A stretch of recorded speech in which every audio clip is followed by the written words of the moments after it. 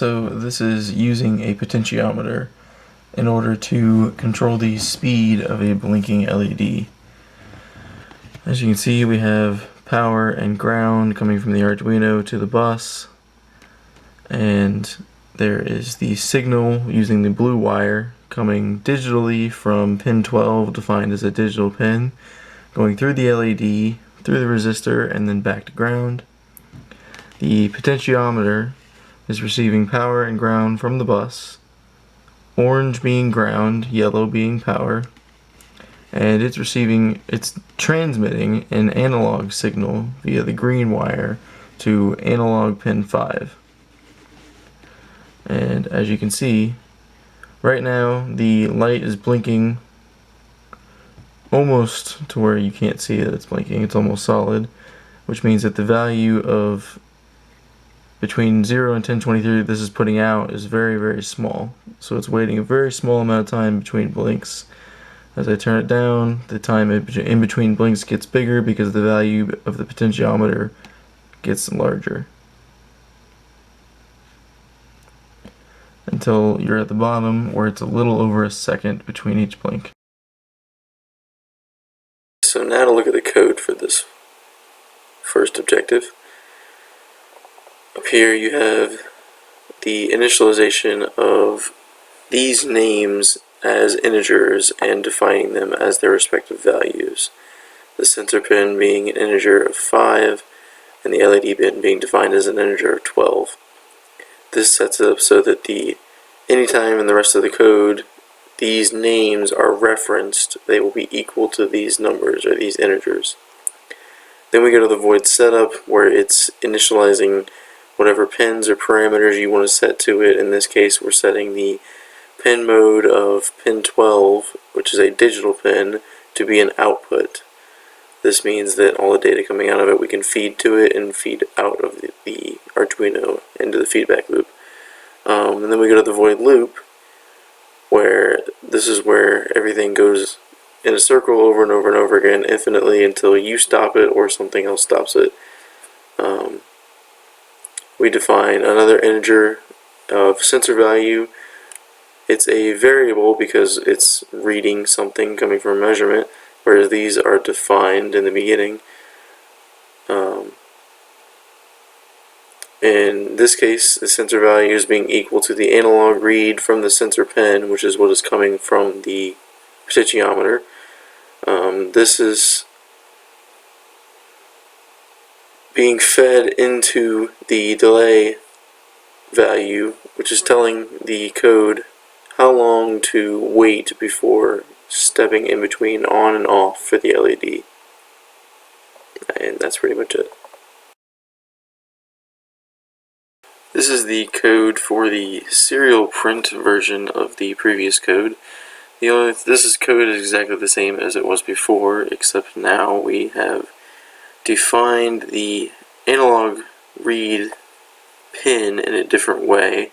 Instead of using the redundancy of the integer 5, we have specifically named it A5 here rather than using sensor pin F5.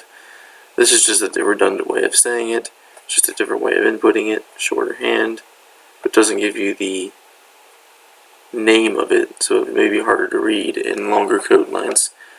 And then we added in the serial begin, which sets up the bit rate of 9600 bits per second between the computer and the Arduino, so that they essentially speak the same language and are able to communicate between each other. Then we have the serial print line, which actually tells the Arduino what to print and what the computer needs to output in the serial monitor for us to be able to look at.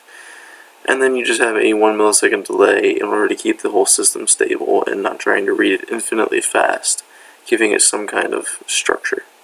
We can then go to the tools to open the serial monitor and see that the data is flowing in. You can change it using the potentiometer, going from 0 all the way up to 1023. This is objective 3 using the VEX components. I have wired all 3 of them to work simultaneously. turning on 3 different LEDs.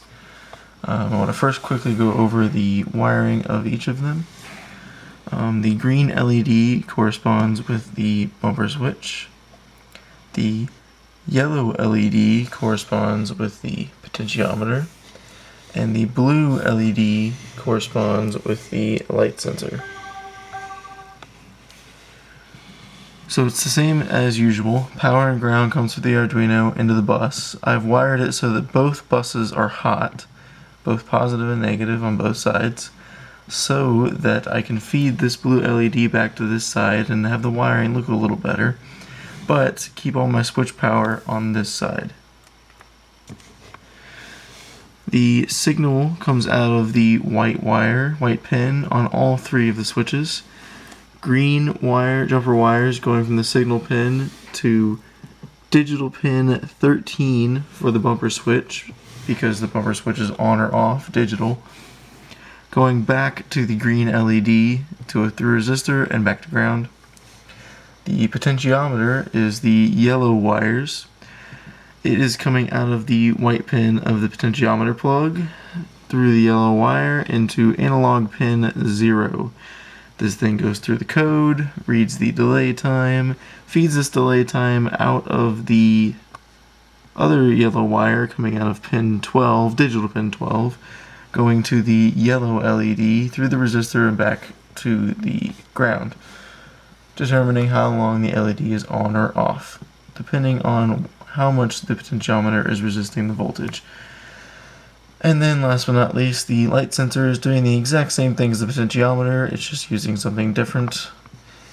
Coming out of the white pin, through the blue wire, into analog pin 1, then going through the Arduino code, coming out of pin 10, digital, going into the blue LED, and it is being controlled on or off speed by the sensor value that comes from the light sensor. So if we reset this, what I've done is set up separate while loops so that for the first 20 seconds the bumper switch is active, so you can see I can press the bumper switch, turns it off, turns it back on, turns it off, turns it back on.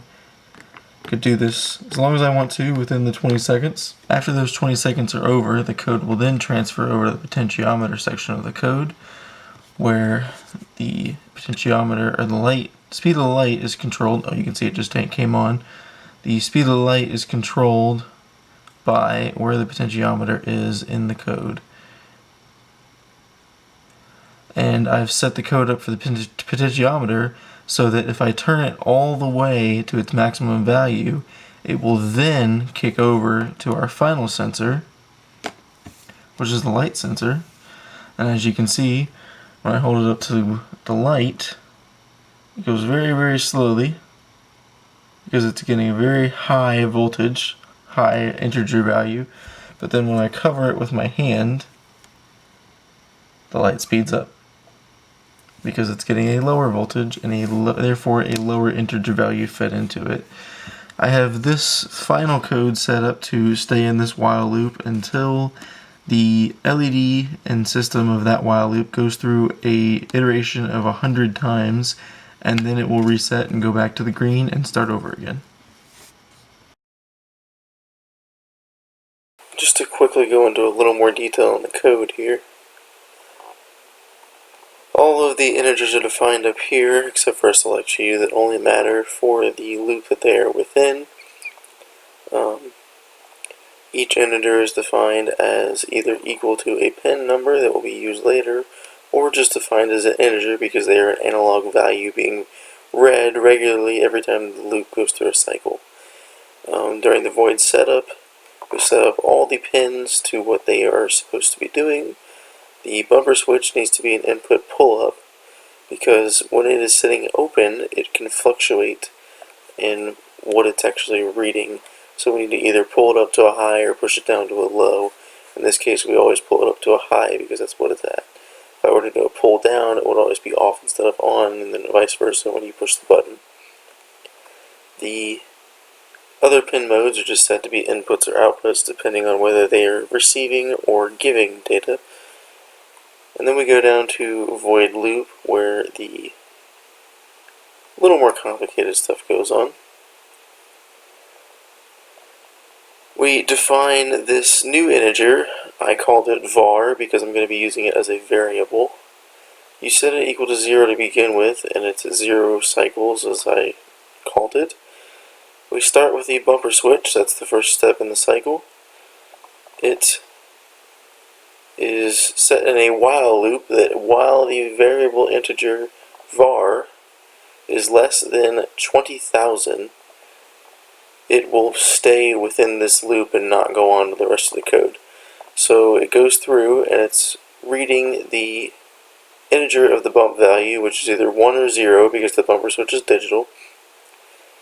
It feeds this into the LED pin for the bumper switch to either turning it on or off.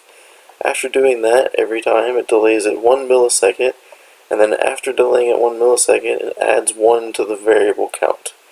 Therefore, every time it goes through, each one of these takes 1 millisecond. We can estimate that this cycle will last 20 seconds due to the fact that there are 1,000 milliseconds in a second, and therefore this cycle will last for 20 seconds before it moves on to this next part of the code, which is good because that gives you time to play with it and realize what it's doing before it's time to move on to the next component. Then after those 20 seconds are up, it moves on to the potentiometer and reads that. This potentiometer loop is stuck in a while loop as long as the potentiometer value is less than 900. The potentiometer value can be anywhere from 0 to 1023, so as long as I keep it turned under 900, it will stay in this loop. So that means when I'm ready to move on to show you the light sensor, I will just turn it fully to its 1023, let it sit there and register. Once it does that, it will kick over to the light sensor.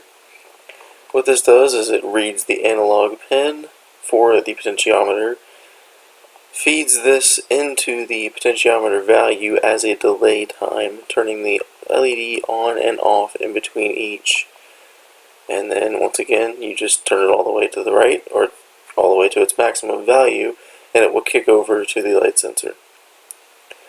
Then the light sensor is set for the same type of variable, while loop, as the bumper switch was, except since we're already at 20,000, I went ahead and used the same variable and added 100 to it, because we don't need this one to last as long, and it will last longer because it's not lasting 1 millisecond. Each cycle lasts as long as the light sensor value, which can be again from 0 to 1023.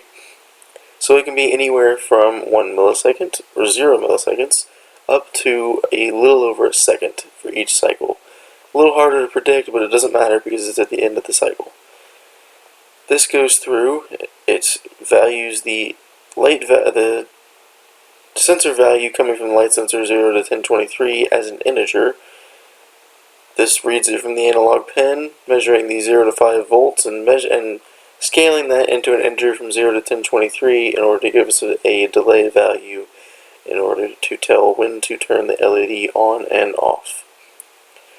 At the end of this, we add 1 to our variable count until we get to 100, and then at the end of that, we'll loop back around to the bumper switch and start all over again.